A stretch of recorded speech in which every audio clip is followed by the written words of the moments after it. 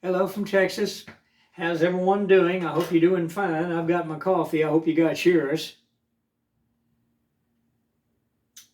It's already Saturday morning. Can you believe that? It just don't seem real, does it? Just don't seem real. I tell you what, these days are going by so fast. 10th of August already. We got 21 more days left, and it will be September. I got to change oil on my car here, probably by next weekend. I'm going to have to get out there and change oil and get all that done.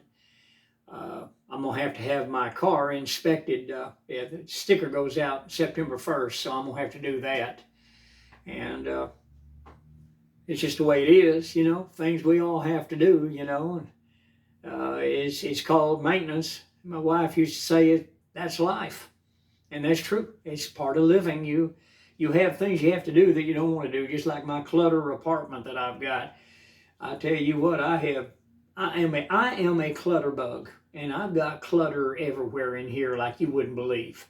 So today I am going to be doing that, and I'm just going to be tearing into it. It's going to take me a while to get it all done. I got a lot of canned goods that I stocked up on. I was prepping, and I've got several cases of leaf spinach that I got burned out on eating leaf spinach. I just don't like canned spinach. I just don't like it. So I found a church that they pass out food to people that need it, that are in need. And I found out that I can go over there. You just push the doors open right there in the hall, and you just set them down right at the entrance, and you leave. So that's what I'm going to do. And I'm going to do that. I'm thinking this coming Monday. Listen, I went out this morning. I put the cat food outside for the cats. They were out there crying at, I guess it was 7 o'clock this morning, 5 till 7, somewhere around there. Might have been 6:45. Any road, I opened the door, and listen, I've got a bunch of friendlies. I thought I was down to just one friendly left. And by friendlies, I mean the friendlies you can take to an animal shelter. Now, ferals, you're not allowed to touch them. You have to get a trapping agreement with the city where you reside. And it's a trapping agreement. And they give you a trapping permit. And that's what I got. And but when you trap a feral cat, you're not allowed to transport it. Isn't that something? Now, I can transport the friendlies in my cat carrier, and that's what I meant. So, anyway, I opened up the door, and I guess there must have been, 3, 4, maybe 5 friendlies out there. Well, they're all gone now, see. So I'm hoping after I do my walking come Monday, I'm hoping I come back, and I'm hoping I can find them little fellas and little girls and load them up and get them out of here and get them to that shelter before, people start using them for target practice. So that's what I got to do. And then next week, I'm going to start doing the feral trapping. But I'd really like to wait until I got all the friendlies first, because I don't want the friendlies going in the trap. I would rather the ferals go into it. So I may wait until after I get all the friendlies out of here. Once I get them vacated from the premises, then I'm going to start putting my trap out with sardines in it. I have a real good trap. I was going to show it to you. It's down the hall. I don't want to walk away from the camera and leave you standing there looking at a blank screen. But I'm hoping to get these things done. I really am. I have a lot that I really want to do. I want to try to get this place straightened up and start eliminate a lot of the canned goods that I have that we're in 2024 now. So I've got to get rid of them and get them out to people that can use them. And I bought several cases. I was prepping because everybody said, look out, and I bought all these cases of food, and wow, you get burnt out real fast eating leaf spinach. At least I do. Now, fresh spinach is different than canned spinach. I don't know what it is. I get tired of it. I really do. And I got a lot of cases of beets too. Now the beets, I got the kind with the water. I didn't get the vinegar kind. because vinegar makes me sick. I have a reaction to it ever since my gallbladder exploded inside of me. Now, when I take vinegar or eat vinegar or anything like that, I get sick. Oh, I get sick. I get real sick. I can't handle it anymore. Then when they did the surgery on my esophagus, I told you I lost 53 pounds. I was on a liquid diet for a year and a half. And listen, it laid me up like you wouldn't believe. I was a shut-in. It was horrible. It was, when you have to depend on somebody else, it just, you lose your independence totally. And when you lose your independence, you that are out there that are bedridden and everything and homebound, you know exactly what I'm talking about. When you lose your independence and you can't do things for yourself, it's like you're dying. It's very hard to take, hard to face, and you're used to doing things for yourself. At least I was, and now all of a sudden I had to depend on everybody. I mean, friends, I couldn't bend down. It was all I could do to even get up at. And that's when I started sleeping in my recliner.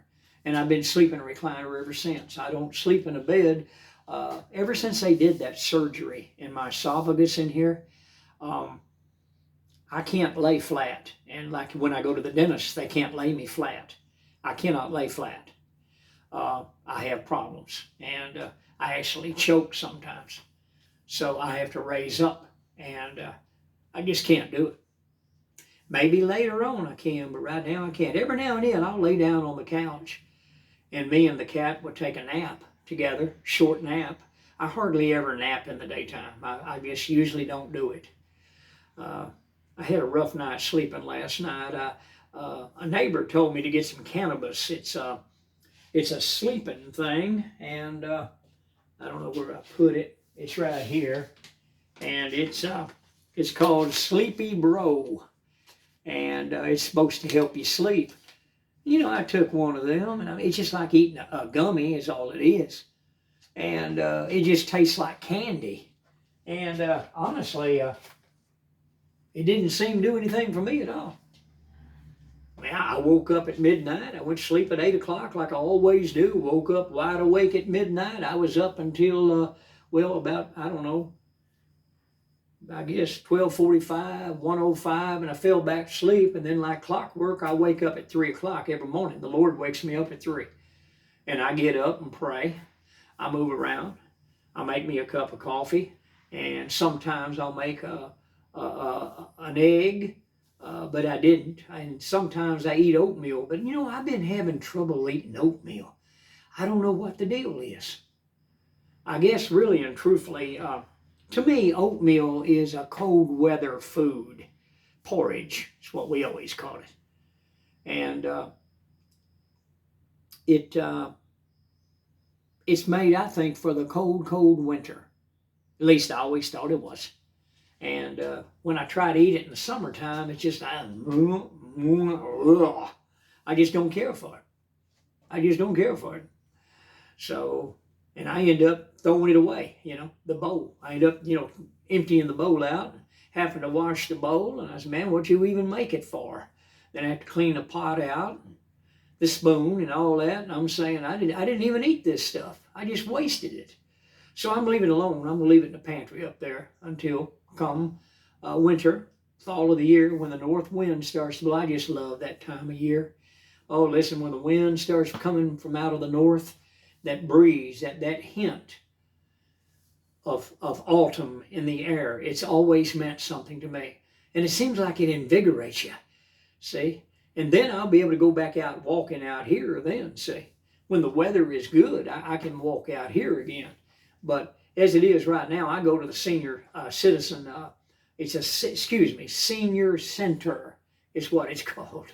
And I go over there, and Miss Jimmy, she's the volunteer that opens the place up, and she's there at her little computer, her little desk with her coffee and her little smile saying, good morning. And she's a sweet little elderly lady that, got a lot of health problems and everything, but, don't we all? I'm not. I'm doing great now. But there's times in your life that things happen, and it just literally buckles your knees. And by that, I mean you learn to pray. You learn to depend on God a lot more than what you ever did before. It's just the way it is. It's just the way it is. People that are hard, hard-nosed towards God, they don't have time. I'm going to tell you something. You let them get buckled knees. By that, I mean stricken. All of a sudden, something comes along in the health-wise that knocks a person flat. And I call it, buckling the knees. And then you learn to pray. And I'm talking hard prayer. You really don't want to talk to anyone. You just want to talk to God. Because your back's against the wall, and you know that if God does not intervene, you're going to be on the deceased list. And you know it without a shadow of a doubt. No doctor has to tell you. Nobody does. They threatened me with a colostrum bag, and they threatened me with that feeding tube, and because I lost 53 pounds, and I didn't want it. I did not want that. I told that doctor, no. And I tell you what, I had a battle on my hands because he told me, if you keep losing weight, we're going to do it. And by that, he meant, see, when you're an elder, your doctor can actually take medical custody of you. They come and get you, and they put you in medical custody. It's usually at an area nursing home, and you're under what they call quarantine. What it is it's solitary confinement, my friends.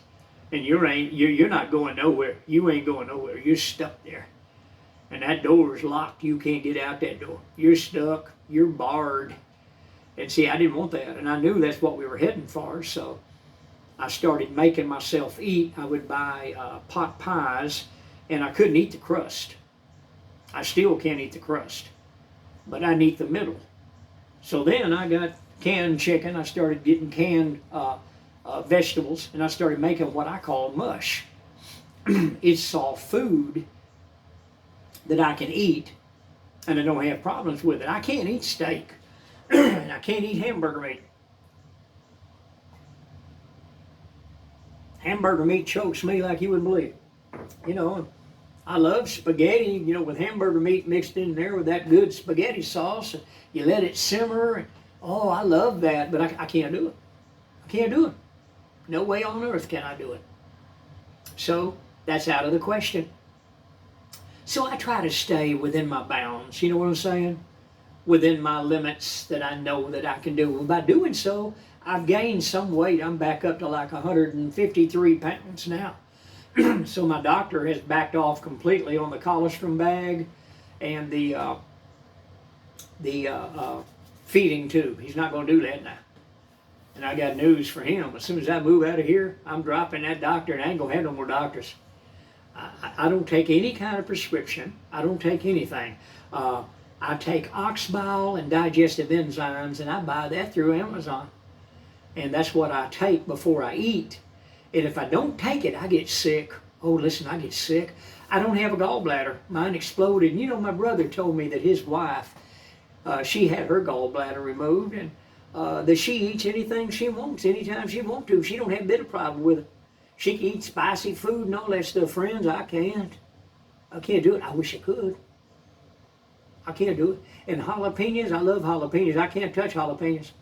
Man, I get so sick, I just about have to go to the hospital. Same with cayenne pepper.